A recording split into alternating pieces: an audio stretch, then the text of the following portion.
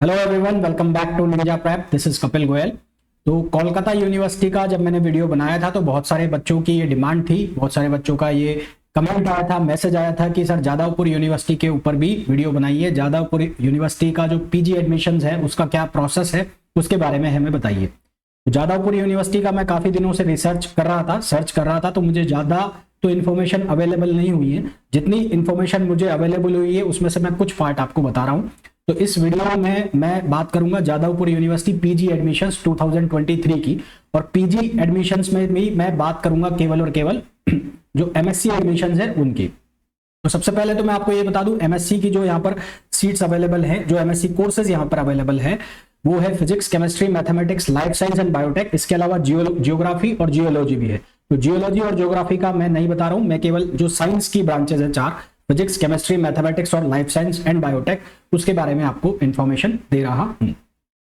तो होता क्या था कि सबसे पहले तो आज से 2000 साल पहले यानी कि 2021 तक जो जादवपुर यूनिवर्सिटी में पीजी कोर्स है उसके अगेंस्ट कोई एंट्रेंस टेस्ट नहीं होता था। सीयू के अंदर यानी कि कोलकाता यूनिवर्सिटी के अंदर भी कोई एंट्रेंस टेस्ट नहीं होता था, मेरिट बेस पे एडमिशन होता था। सीटें रिजर्व होती थी इतनी परसेंट यूनिवर्सिटी के स्टूडेंट्स के लिए और इतनी परसेंट आउटसाइड यूनिवर्सिटीज के लिए, जैसा कि मैंने आपको कोलकाता के यूनिवर्सिटी यानी कि कैलकाटा यूनिवर्सिटी के केस में भी बताया था। तो अब जादवपुर यूनिवर्सिटी की हम बात करें तो जादवपुर यूनिवर्सिटी की सबसे पहले 2023 के अंदर जो एनआईआरएफ रैंकिंग है उसकी बात कर लेते हैं। तो इसकी एनआईआरएफ रैंकिंग देख के मैं भी शॉक्ड हूं, क्योंकि दिल्ली यूनिवर्सिटी से भी बढ़िया इसकी रैंकिंग है। इसकी जो रैंकिंग है वो दिल्ली यूनिवर्सिटी से भी बढ़िया है। हमने कल ही डीयू और बीएचयू की जो रैंकिंग भी देखी थी, उनमें कंपेरिजन भी किया था। अगर इसकी मैं रैंकिंग देखता हूं एनआईआरएफ रैंकिंग 2023 की, तो यूनिवर्सिटीज के अंदर इसकी रैंक 4 है ना। कल हमने डीयू की देखी थी, वो पीछे है। इसकी रैंकिंग यूनिवर्सिटीज के अंदर 4 है। रिसर्च के अंदर इसकी जो रैंकिंग है वो 19 है।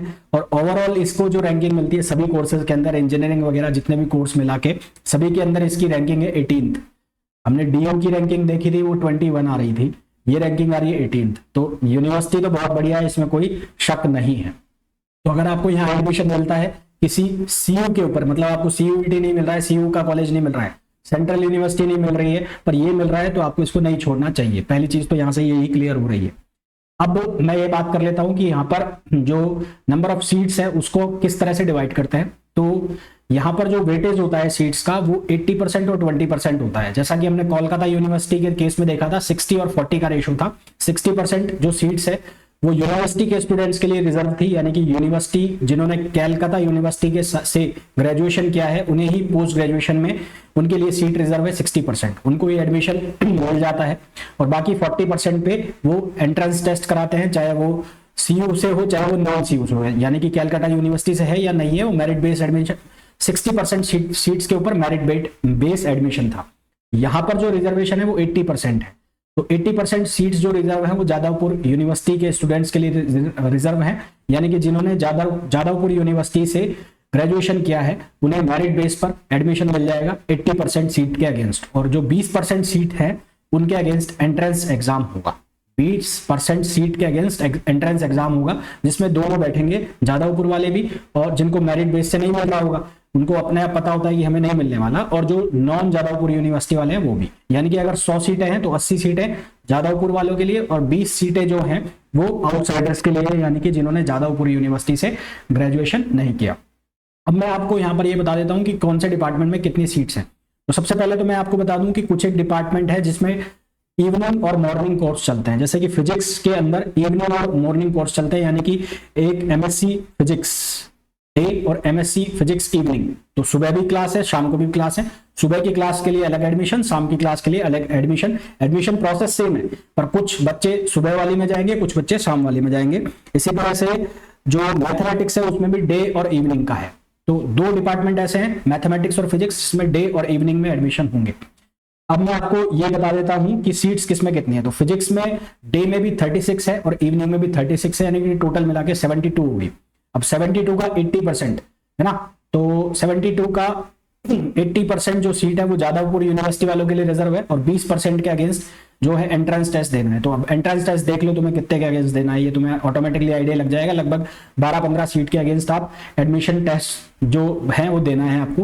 केमिस्ट्री के अंदर यहाँ पर कुल मिला के 35 सीटें हैं, 35 सीट्स हैं, और केवल एक ही है, डे प्रोग्राम है। मैथमेटिक्स के अंदर 60 डे में है, 60 इवनिंग में है, यानी कि टोटल 120 सीट है। 120 सीट में से 20% के अगेंस्ट आपको एडमिशन एंट्रेंस टेस्ट देना है। लाइफ साइंस एंड बायोटेक के अंदर कुल मिला के ही 20 सीट है। टोटल नंबर ऑफ सीट्स जो लाइफ साइंस एंड बायोटेक में है 20 सीट है। सिलेबस जो रहता है टेस्ट का वो वही रहता है जो आपने अपनी ग्रेजुएशन में पढ़ा है, जो आपने अपनी ग्रेजुएशन में, यानी कि आपकी जो ग्रेजुएशन के अंदर सिलेबस था जादवपुर यूनिवर्सिटी का, है ना, आपकी यूनिवर्सिटी का नहीं, जादवपुर यूनिवर्सिटी का जो ग्रेजुएशन का सिलेबस था वो पूछा जाता है। कुल मिला के IIT जैम और CUET पीजी की जो आपने तैयारी की है वही सिलेबस आप मान के चलना, वैसा ही कुछ होगा। टेस्ट जो है वही 50 क्वेश्चन आएंगे, 1 घंटे का टेस्ट होगा, 2 नंबर 100 नंबर का जो है वो पेपर होगा, 2 नंबर का 1 क्वेश्चन होगा, 1/4 नेगेटिव मार्किंग होगी। वो सेम कहानी जो कैलकाटा यूनिवर्सिटी के है वही यहाँ पर होगी। हॉस्टल जो उसकी मेरे को ज्यादा इन्फॉर्मेशन अभी अवेलेबल नहीं हुई, परंतु लगभग ये सेम होनी चाहिए, कैलकाटा यूनिवर्सिटी के आसपास ही होनी चाहिए हॉस्टल्स की फीस भी, और इवन जो MSc फीस है यहाँ पर वो भी लगभग उतनी होनी चाहिए जितनी कोलकाता यूनिवर्सिटी में थी, यानी कि लगभग 100 रुपए पर मंथ, यानी कि 1200 रुपए पर मंथ के हिसाब से 1200 रुपए ईयरली, कुछ ऐसी फीस भी यहाँ पर भी होनी चाहिए। तो आई होप इतनी इंफॉर्मेशन अभी तो आपके लिए जो है वो हेल्पफुल होगी। हाँ, एक क्वेरी और आपकी ये हो सकती है कि इसका एंट्रेंस एग्जाम कब होगा, या CU यानी कि कैलकाटा यूनिवर्सिटी का एंट्रेंस एग्जाम कब होगा। तो अब भी देखो वहां पर ग्रेजुएशन एग्जाम चल रहे हैं, और क्योंकि सीटें जो रिजर्व हैं वो इन दोनों यूनिवर्सिटी के अपने बच्चों के लिए ही है, तो जब तक वहां पे जो ग्रेजुएशन एग्जाम कंप्लीट नहीं हो जाते और उनका रिजल्ट नहीं आ जाता तब तक ये PG अनाउंस करेंगे नहीं। तो लास्ट ईयर तो इनका PG जो एंट्रेंस एग्जाम हुआ था वो सितंबर में हुआ था, है ना। तो अब भी मुझे ऐसा लगता है कि इनका जो एंट्रेंस एग्जाम होगा या तो वो अगस्त लास्ट में होगा या सितंबर के स्टार्टिंग में होगा, उससे पहले एंट्रेंस एग्जाम यहाँ का नहीं होगा। तो दोनों के एंट्रेंस एग्जाम लगभग आसपास होंगे, कैलकाटा का भी और जादवपुर का भी। तो वीडियो आपको कैसा लगा कमेंट करके जरूर बताइएगा। अगर आपकी कोई क्वेरी है तो कमेंट में आप पूछ सकते हैं। इसके अलावा CU के ऊपर, सेंट्रल यूनिवर्सिटीज के ऊपर मेरे रेगुलर वीडियो आ ही रहे हैं जो आपके लिए बहुत हेल्पफुल हो रहे होंगे। तो मिलते हैं नेक्स्ट वीडियो में, till then thank you, bye bye.